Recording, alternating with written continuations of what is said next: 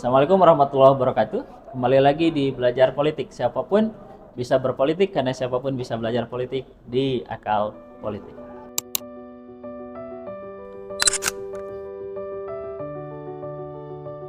Kita masuk ke pertanyaan terlebih dahulu. Silahkan. Oke, berpolitik ya, ilmu politik dan ya dosen kita juga ini adalah dosen ilmu politik, jangan lupa ya. Dan lulusan UGM asli. Dapat dibuktikan oleh ijazahnya nanti. Oke, berangkat dari berita yang sedang ramai hari ini, Pak. Hari-hari ini gitu ya, banyak sekali bahkan disinggung oleh Menteri Pendidikan Dasar dan Menengah gitu kan, bahwa dilihat anggota DPR saat ini tuh banyak yang tidak tamat SMA dan hanya lulusan paket C gitu kan.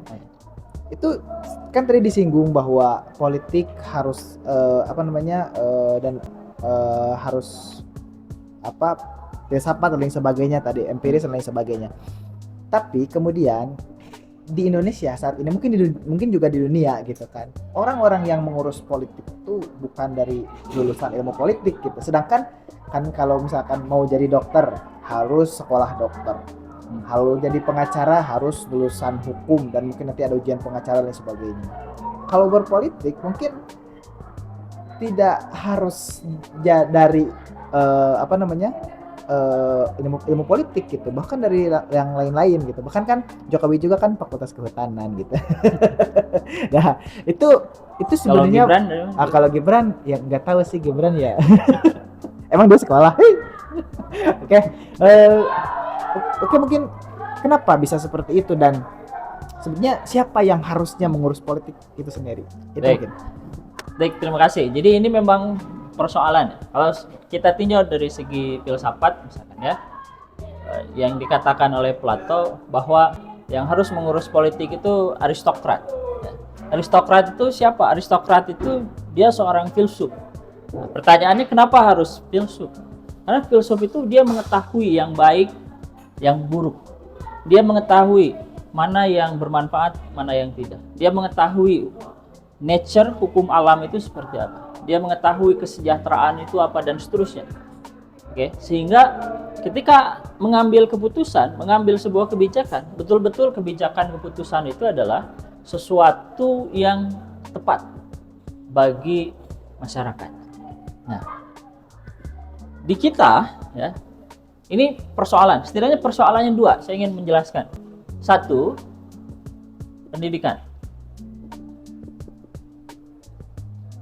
Jadi tradisi di dalam pendidikan kita, misalkan ya, saya dapat kabar kalau di Jepang misalkan ya, pejabat publik itu biasa datang ke kampus. Untuk apa? Bukan untuk jadi orang besar yang disambut, bukan ya. Kan kadang kalau di kita pejabat datang ke kampus disambut sebagai orang besar ya, kemudian suruh berbicara, dihormati segala macam. Nah, enggak. Di Jepang itu dari kabar yang saya dapatkan, pejabat misalkan datang ke kampus ya, kemudian dia mendengarkan perkembangan pengetahuan dari kampus.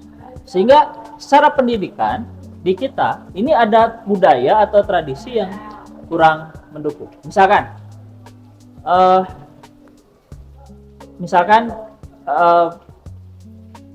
Kapan para pejabat kita datang ke kampus, misalnya datang ke ilmu politik gitu, terus ngajak diskusi, kita diskusi yuk gitu ya, atau membiayai gitu ya, atau sekedar sit in aja di gitu kan, jarang atau nggak ada? Sangat jarang ya, bahkan mungkin tidak ada ya, saking jarangnya bahkan mungkin tidak ada. Kenapa? Ya ini karena tradisi di pendidikan kita kemudian belum terbangun sebaik itu ya. Jepang ya, setelah restorasi Meiji itu kan ada lima hal penting termasuk pendidikan, bagaimana politik itu ditopang oleh pendidikan. Nah di kita hal ini tidak berjalan secara baik, sehingga pendidikan berjalan sendiri dan praktik politik berjalan sendiri ya. Sempat saya mengusulkan ya ke anggota dewan yang waktu itu datang ke kampus untuk mengadakan diskusi, dan disampaikan, Pak, seharusnya nih anggota dewan ini dapat sertifikasi Kenapa? Kalau anggota dewan disertifikasinya misalkan sama jurusan ilmu politik, FISIP, UNSIL. Terus anggota dewannya nanti nggak benar segala macam. Nah, nanti terhubungkan, oh ini disertifikasinya sama siapa nih? Sama FISIP, UNSIL. Siapa yang mensertifikasinya? Dokter siapa atau profesor siapa? Nah, maka ada tanggung jawab dari pendidikan ya, untuk memastikan sumber daya manusia dalam politik itu sesuai. Nah, sehingga terjalin hubungan. Nah, waktu itu anggota DPR yang datang ke kampus itu, oh ya setuju, itu harus dilakukan. Nah, tapi kenapa sampai sekarang tidak terjadi? Nah, itu satu ya. Jadi persoalannya di pendidikan yang berkorelasi dengan praktik politik. Dalam beragam bidang, ya, dalam bidang yang lain kan itu terjadi. Misalkan dokter, ya, praktik kedokteran itu terkorelasi dengan pendidikan. Ya. Praktik apa lagi? Praktik kesehatan masyarakat, misalkan ya di industri harus ada yang mengontrol kesehatan K3, misalkan itu terkorelasi dengan pendidikan. Misalkan sekarang MBG, gizi, kan mulai terkorelasi dengan pendidikan. MBG harus ada ahli gizi, harus ada kesmasnya. Jadi dari praktik berkorelasi terhadap pendidikan. Ini yang tidak terjadi di kita. Bagaimana praktik politik ini berkorelasi dengan pendidikan. Apakah bisa seperti itu? Ya seharusnya bisa. Tapi kan politik itu banyak pendapatnya segala macam. Harusnya bisa, apapun itu. Termasuk kan dalam kedokteran juga beragam pendapatnya. Tapi kan itu bisa. Artinya ada hal-hal yang bisa disepakati. Ini yang pertama. Yang kedua, SDM politik itu kalau tidak dibangun melalui pendidikan formal, maka dibangun melalui pendidikan yang dilakukan oleh partai politik. Nah, jadi bagaimana SDM yang nanti di praktik politik ini lahir dari partai politik yang melakukan pendidikan politik. Pertanyaannya misalkan begini. Bagaimana praktik pendidikan politik di partai politik? Apakah ada standarisasi SNI bagi partai politik? Nah, gitu. Ada nggak? Misalkan partai politik kalau desa itu apa? Boboko gitu. Partai politik Boboko. Nah, gitu. SNI ada nggak? Standar Nasional Indonesia? Nggak ada ya. Ada sih verifikasi, tapi kan verifikasi itu tidak terkait dengan pendidikan politiknya.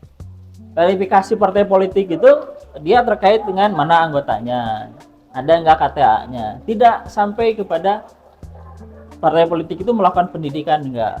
Kalau melakukan pendidikan, pendidikannya apa saja, yang keterampilan apa saja yang diberikan terhadap anggota partai politik dan seterusnya. Nah seharusnya ya ini kementerian mana ya? Kementerian Dalam Negeri ya mungkin. Nanti harus ada SNI ya.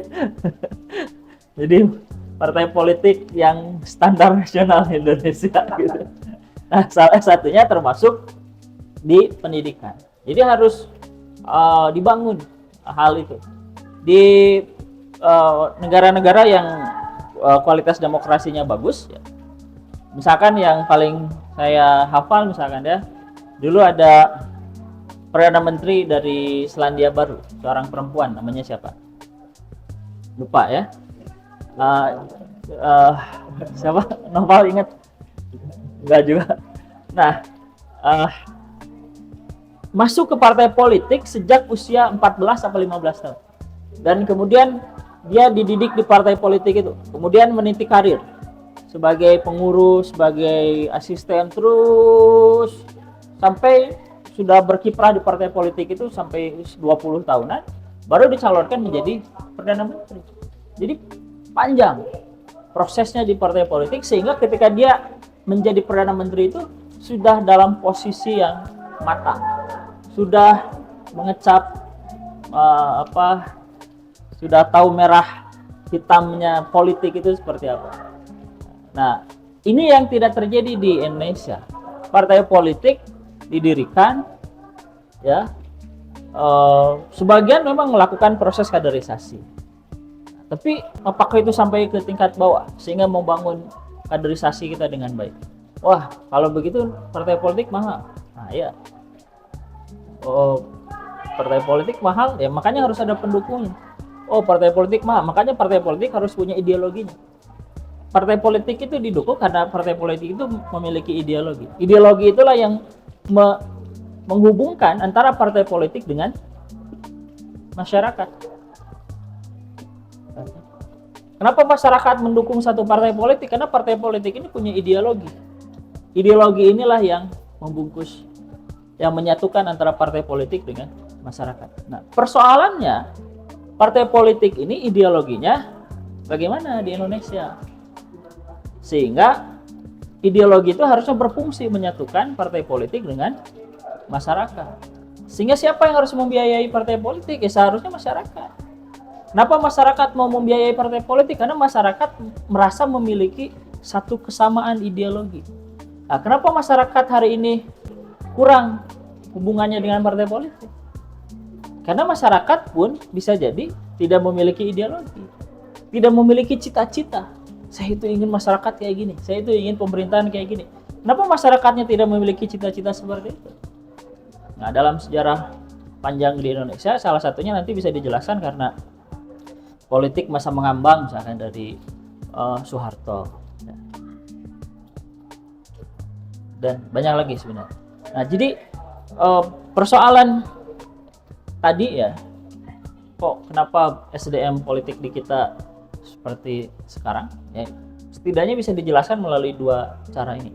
Karena praktik politik tidak berkorelasi dengan pendidikan formal dalam hal politik, padahal kan sudah ada jurusan ilmu politik, ya. Yang kedua, praktik politik tidak didukung oleh kualitas partai politik, yang partai politik ini berkorelasi dengan masyarakat. Begitu. Oke, ditambah lagi PR ya, sekarang PR-nya buat Kemendagri ya. Kemarin kan PR buat MK ya, sekarang Pak Randi memberikan PR lagi kepada Kemendagri untuk melakukan standarisasi partai politik. Ya memang disebutkan bahwa tadi ya harus dilakukan pengajaran ataupun pendidikan politik kepada partai politik. Itu mungkin hanya sebagian yang melakukan dan mungkin hanya satu ya kalau nggak salah sekarang yang ada. Yang paling penting partai politik hari ini adalah bagaimana seorang tersebut dapat meraup suara sebanyak-banyaknya gitu kan, dan lain sebagainya, bahkan ya tidak menutup latar belakang dan lain sebagainya. Oke, mungkin ya dari saya sekian. Ada boleh dari teman saya, rekan saya untuk Oke Pak, tadi kan menyinggung terkait pendidikan gitu. Nah, yang saya ingin dalami gitu Pak, karena kan fenomenanya di Indonesia juga sebetulnya universitas itu sepertinya terlalu banyak juga, dan barangkali dalam konteks politik itu kan mungkin ada tinjauan lebih dalamnya gitu Pak, terkait kenapa universitas di Indonesia itu terlihat banyak, dan kenapa pun dari lulusan-lulusannya seolah-olah dalam praktik pemerintahannya pun tidak mengimplementasikan nilai-nilai pendidikannya gitu Pak. Nah, berangkat dari sana, sebetulnya dengan politik yang sebelumnya dijelaskan dan kondisi sekarang, kualitas pendidikan di Indonesia sebetulnya seperti apa Pak? Terutama di tingkat perguruan tinggi gitu Pak. Baik, terima kasih. Wah, ini jadi membahas perguruan tinggi ya. Tapi menarik ya. Saya ingin mulai dari masanya Nadiem. Nah, ini contoh. Misalnya Nadiem sangat bagus slogannya. Kampus Merdeka. Slogannya Kampus Merdeka. Kata merdeka ini katanya sangat bagus. Sangat mendalam. Tapi apa aktualisasi ekspresi dari kata merdeka ini? secara filsafatnya bagaimana.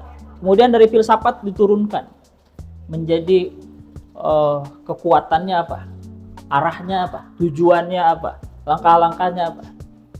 Dan ternyata semua jawaban yang memuaskan tentang hal itu tidak ada. Kenapa? Ya, karena merdeka akhirnya menjadi semacam slogan saja. Tapi secara falsafah itu tidak tuntas. Kenapa secara falsafah tidak tuntas? Ya mungkin tidak ada yang berpikir secara falsafah. Oke, jadi penting bagi kita untuk berpikir dalam taraf falsafah. Di China, Tiongkok, kita melihat China hari ini menjadi sangat kuat, sangat dominan. Kita tahunya ada Xi Jinping yang begitu kuat, ya. Kemudian ada peniruan teknologi yang sangat kuat. Tapi kita tidak tahu bahwa sebenarnya Cina di tahun 80-an itu memperkuat falsafah mereka. Jadi kita lihat Cina begitu kuat di tahun 2000-an, itu sebenarnya sudah dimulai dari tahun 80-an. Dengan apa? Dengan memperkuat basis falsafah Konfusian mereka. Di berbagai tempat di China itu didirikan pusat-pusat pengkajian Konfusian sebagai basis filsafat peradaban mereka. Nah, jadi salah satu hal yang menyebabkan ini ya, kan fokusnya di perguruan tinggi, universitas terutama secara lebih khusus. Karena kan kata universitas ini sendiri tidak mungkin kita lepaskan dari pengkajian yang bersifat falsafah. Di dalam undang-undang perguruan tinggi juga begitu. Dijelaskan perguruan tinggi itu sebagai sebuah institusi kebudayaan, keilmuan. Sehingga mau nggak mau itu harus berbicara masalah falsafah. Dan universitas ini juga, ini kan terkait dengan kata universe, jamiah, keseluruhan. Nah, yang keseluruhan semesta itu seperti apa? Itu tidak mungkin dijelaskan secara teknikal. Itu harus dijelaskan dengan cara falsafah. Makanya di bawah universitas itu ada fakultas. Fakultas itu apa? Fakultas itu kekuatan. Jadi universitas ditopang oleh kekuatan-kekuatan. Yang kekuatan-kekuatan itu ada di dalam fakultas. Seperti tubuh kita, misalkan ada tangan, ada kepala, ada organ tubuh segala macam, itu adalah fakultas-fakultas di dalam tubuh kita. Nah, karena tubuh kita juga kan ini universe, kosmos. Tubuh kita ini adalah mikrokosmos dan alam ini adalah makrokosmos. Dan universitas ini mencerminkan kehidupan itu. Nah, pertanyaannya untuk Arya, universitas sudah mencerminkan hal itu? Sepertinya belum, Pak. Misalkan dulu waktu saya kuliah ada mata kuliah umum itu filsafat. Nah, ada mata kuliah pendidikan Pancasila. Tapi pendidikan Pancasila untuk tingkat perguruan tinggi kan harusnya Pancasila sebagai sebuah falsafah. Sebenarnya bagaimana falsafahnya? Tapi kan, nah ini jadi kritik juga ya. PR lagi ya. Nggak apa-apa. Nah, PR ini sebenarnya bahan renungan kita bersama ya, bukan menggurui, bukan. Tapi artinya PR ini renungan kita bersama bahwa kita masih banyak PR, gitu ya. Jadi harusnya di tingkat universitas itu pendidikan Pancasila itu sudah berpikir dalam taraf falsafah. Oke, kalau dasar-dasar ilmu filsafat tidak ada di perguruan tinggi sebagai mata kuliah wajib universitas MKWU, ya harusnya Pancasila dirancang untuk dibicarakan dalam taraf falsafah itu, sehingga bisa mendasari bagi pengembangan gagasan pemikiran mahasiswa ya, sesuai dengan fakultasnya, sesuai dengan. Memang ada, tapi itu hanya sebagian kecil. Nah, mungkin nanti harus ada Pancasila 1, Pancasila 2. Gitu ya, kalau misalkan tidak cukup dengan 3 SKS. Nah, itu kepentingan kita terhadap perguruan tinggi ya. Nah, ini jadi kemana-mana. Padahal tadi pertanyaan awalnya apa ya? Nah, kalau kita hubungkan ya dengan politik, ya harusnya kan ini dulu nih yang kuat gitu ya. Misalkan Jepang, bagaimana bisa kuat setelah restorasi Meiji? Karena Jepang mendirikan Imperial College. Itu yang menopang pengembangan secara kebangsaan. Nah, dulu juga Soekarno begitu. Ketika Soekarno berkuasa dan memegang kekuasaan penuh, Soekarno bermimpi mendirikan sebuah universitas. Dalam pidatonya Soekarno bicara, oh mahasiswa segini cukup karena gini, nanti revolusi multikompleks kita bisa didukung. Jadi dalam pikiran Soekarno sudah muncul visi itu. Atau misalkan pendiri bangsa lainnya, Wahid Hasyim juga berpikir begitu. Wahid Hasyim itu mendirikan sekolah-sekolah tinggi atau perguruan tinggi Islam. Kenapa? Karena punya cita-cita membangun bangsa dengan nilai-nilai keagamaan. Jadi itu yang dipikirkan oleh para pendiri bangsa kita. Kenapa? Karena bangsa ini adalah cita-cita, ide kebangsaan. Dan ide kebangsaan itu harus didukung oleh produksi keilmuan. Dan kata kunci yang paling penting di sini, di merdeka. Kan kita bangsa merdeka. Nah, tapi coba, gagasan falsafah dari merdeka kemudian turunannya dalam hal politik, kemanusiaan, segala macam ada atau enggak? Kan nggak ada. Kenapa nggak ada? Itu artinya produksi keilmuan kita, ya, kalau dibanding misalkan di Jepang, di mana itu masih sangat kurang. Begitu. Dan itu bagian politik. Kenapa? Karena itu mengontrol pemikiran. Gitu. Oke, masih ada lagi? Oke, baik. Itu saja. Ya, mohon maaf kalau tadi banyak PR. Itu bukan untuk siapapun, tapi itu untuk kita semua. Artinya itu menjadi renungan kita bersama. Dan proses belajar politik ini adalah bagian untuk kita bareng-bareng. Ya. Demikian, siapapun bisa berpolitik, karena siapapun bisa belajar politik di Kal Politik. Assalamualaikum warahmatullahi wabarakatuh.